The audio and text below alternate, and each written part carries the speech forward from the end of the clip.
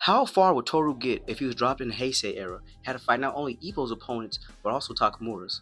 Let's see about it. But first, put your hands up and your chin down. Ready, box! Alright, y'all, I'm back with another What If video, and this time it's on the GOAT. The GOAT! The GOAT! The GOAT! Rikishi TOORU.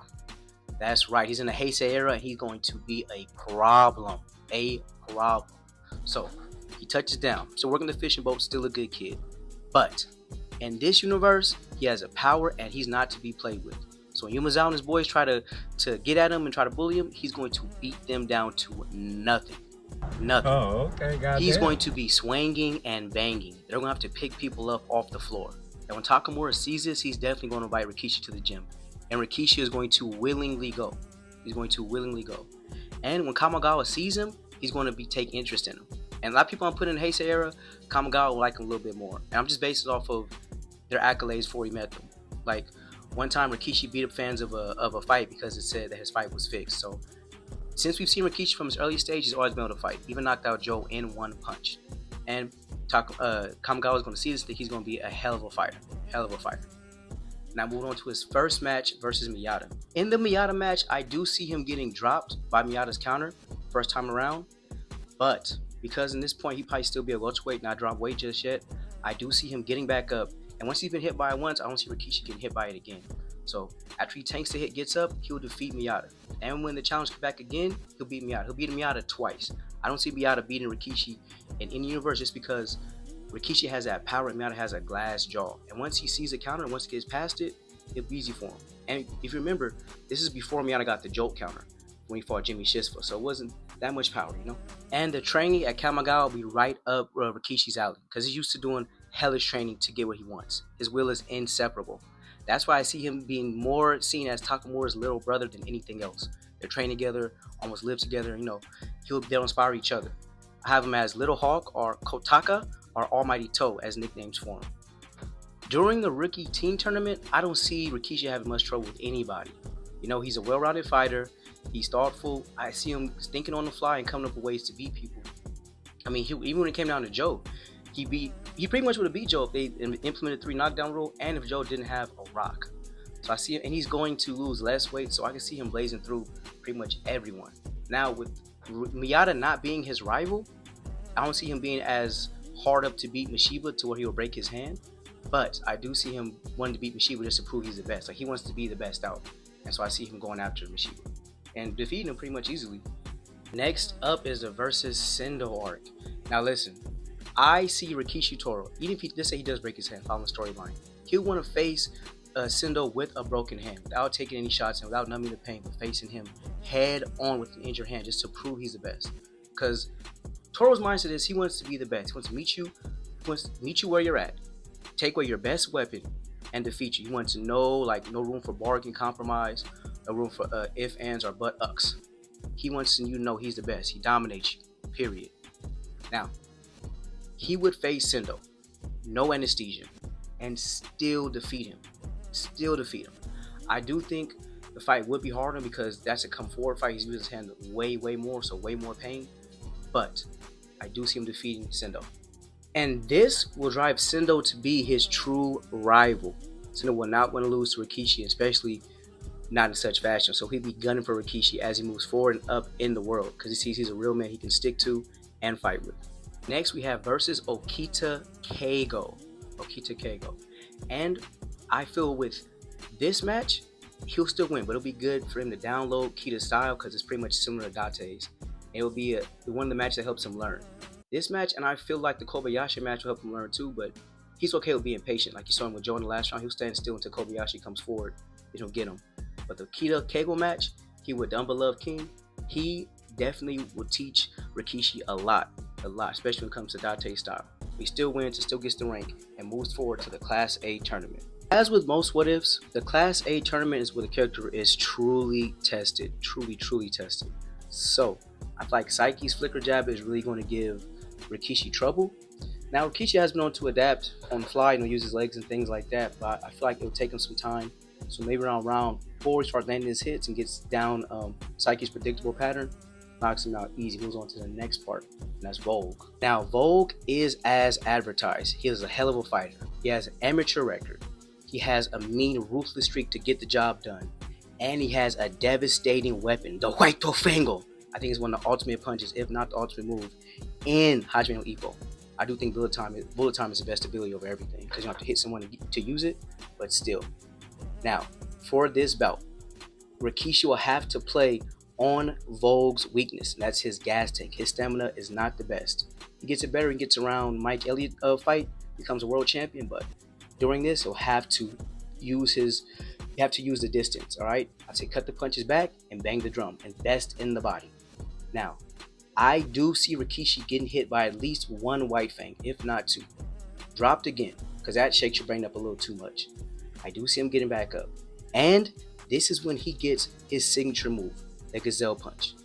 We all know what uppercut did to Joe, you know, the counter. You know, I mean, that beats the triple cross with the double cross. Now imagine a Gazelle Punch where he's stepping in. He has more weight behind it. He has more energy and more strength, and lifts his whole body up and gets around the chin. Boom. Even though knockout Ox's, and he chipped Joe's tooth in one punch. So I do see him winning this match.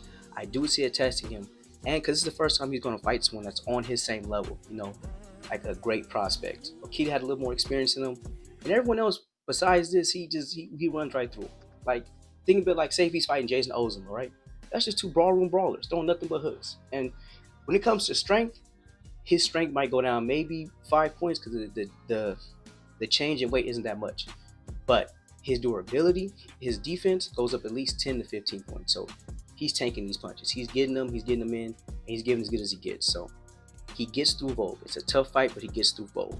And next up is Date. Date EG. The old man with the strength. The Heartbreak Kid. This match is going to push Rikishi to the utmost limit.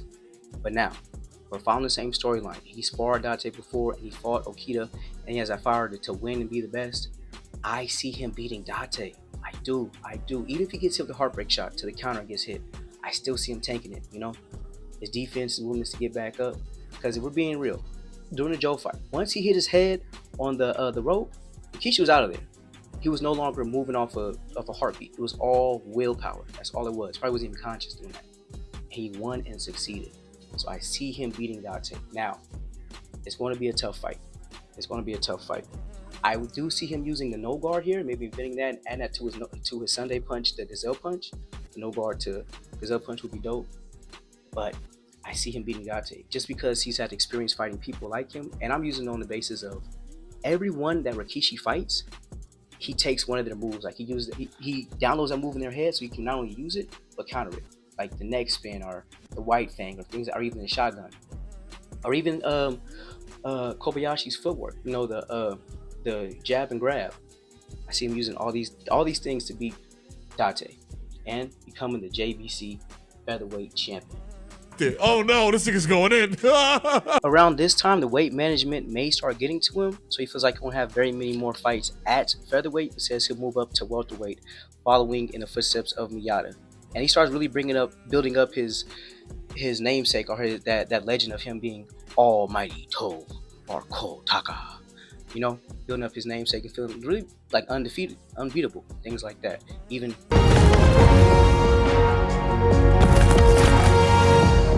And first one on the chopping block, obviously, is Sendo. He wants his rematch. He wants to prove himself and prove he's stronger than TOORU. And he's already beaten VOLG, which is debatable. You know, he might got the hometown favorite victory, but whatever. In this version, they still go to the mountains. But because TOORU doesn't have the Depsy roll, what he does is work on his Gazelle Punch, work on doing squats, and obviously chopping wood and building his back and the strength up. Also, I have him facing a bear too. I have him knocking out a bear just for shiggles, you know what I mean?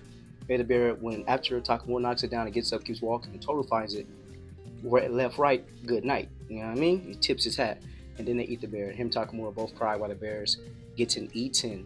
Right now, if you guys made it this far in the video, type TOORU bear below it, just see how retention's doing.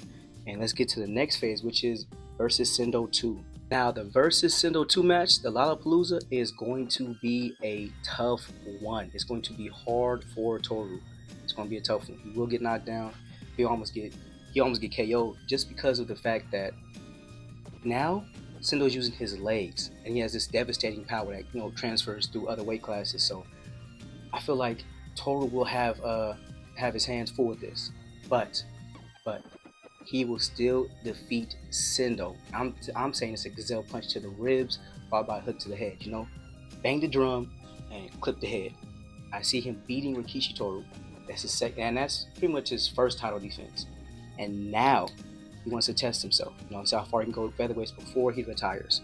And next up, I have him versus SANADA. Now, the SANADA fight's a tough one because he's facing a young champion. Yes, Date was a champion, but he went to the world, but he's already been kind of old, weathered, and the fight camps are getting to him. Remember when I did Ricardo Martinez stats, how many miles he ran, how much he's trained, how many days? Like, that takes wear and tear on the body. He's fighting a young, spry ex-champion who's moving up in weight and knows his body and how to manipulate it. Now, cyanosis, turning purple, holding your breath. That will be one of the toughest things for Rikishi. I don't think the Hein will be as tough because Rikishi will just do the cross arm block like Ippo did. And I see him beating him. I see him getting the KO, that gazelle uppercut. I see him knocking him out, call it the Hawk uppercut. I see him beating SANADA. But now Michi shows up, I don't feel like Rikishi TOORU will have as much sympathy as Ippo did. Because when Rikishi honors someone, he loves him, he still wants to fight him, to prove who's stronger. Like, friends can still fight and get to the point. So I don't really see him feeling sad about now Michi too much. Now, getting up there. So the Sawamura match, he has it, two brawlers go blow for blow, start knocking each other down. But during this time, he learns about the challenge from MIYATA. He wants to train up and get the no guard gazelle punch even better. I think he's only do that with dashing speed and maybe a feint or two, and definitely the SAEKI, because y'all know Rikishi TOORU is intimidating, especially using just his weight drain look like a skeleton almost. So ghastly. The ogre. The ogre. How about that? The ogre. During this time, with the match already set, I feel that he would still want to honor his fights and still fight Sawamura, or what's his name? Shimabukuro, and then fight Sawamura. And after the Sawamura match, that's when I see the MIYATA fight happen. Now, for the Sawamura match, those counters are going to be hot and heavy, devastating, coming at you like real Caesars, you know what I mean? Because Sawamura is tough as Tarzan's feet. He's a tough customer, and he has a sadistic urge to hurt people. So the first point, get him by the counters and the bullets coming at him. But I see Rikishi with his guard up. I can see him just bullying his way in, But once he gets inside, I see only a counter for counter going on, and he hits him with the uppercut he hit Joe with, kind of, knock him off his senses. I don't see him taking too many counters. Like, I just feel like after Rikishi takes a punch once, he can see it and counter against it, because his adaptability is crazy. He's up there with Takamura. That's why he's TAKAMURA. But he defeats Sawamura. This may be a decision win, but I can also see him getting a knockout win, just because he's powerful and his confidence is up. Because he knocked out a bear and ate it. He now has the bear strength, so he's not playing around. Also, he'll want to get back at Sawamura for putting hands on Kumi, because in this universe, I still see him not really getting with Kumi, but treating him the way he would treat Shiraki, like a protective older brother. So putting the hands on her would definitely not sit right with him. Around this time, Rikishi feels like he's done his due diligence at the featherweight, clean out the division. I don't see Date even try to rematch him, just because it's like he's not worthy of the world at this point. And he'll finally have his last match versus MIYATA. Now, MIYATA has the joke counter, and he has what he beat Arnie Gregory with. So MIYATA's strong. He's ready for this again. He's lost twice. This is his rematch. And honestly, I don't see him beating Rikishi. I just don't see what he has in his toolkit that Rikishi can't go for. You know what I mean? Like, he already knows the counter's coming. He has hyper focus. He can adapt. He's strong. He can take a punch. He can give a punch. And he has the SAEKI as well as the gazelle punch. So I don't really see what MIYATA can do to top Rikishi in this instance. So you have to give it up, man. And this is a match for 2 belts. So after this point, Rikishi is not only the OPBF champion, but also the JBC featherweight champion. He's taking it down and taking names. He is putting belt to ass. And after the MIYATA fight, he want to follow in Takamura's footsteps, and he'll move up in weight. And because he's been doing so good, he'll even challenge the world champion. So he goes up against Hawk. And listen, you thought him against Joe's no guard style was tough. This is going to be crazy, insane. But he can win because he has the basics. He continues the basics, he continue to win, and he beats Hawk, you know. But again, tough fight. I don't see him get knocked down as much as Takamura, but definitely putting his he has to strap his nuts on. It's gonna be a tough one. He has to guard more too. That's the main thing. Guard, look for counters, stick to the jab, use the footwork too. And I see him beating Hawk, you know. I also see it given to the provocation that Hawk does too. So he would get mad the same way Takamura does, but I don't see him throwing any punches at the weigh-ins until like he slaps Kamigawa, obviously. Or says anything crazy, he'll just be calm. Even when he punches him during the press conference photos. After this, I see Rikishi retiring. He retires, starts teaching the Rikishi style at the Kamigawa gym, and trains up the next generation. You know, he's moved up in weight, went down in weight. He's just chilling. You know, I don't see him doing too much of anything else. Psych! That's the wrong number! Rikishi TOORU we're talking about. The Ogre.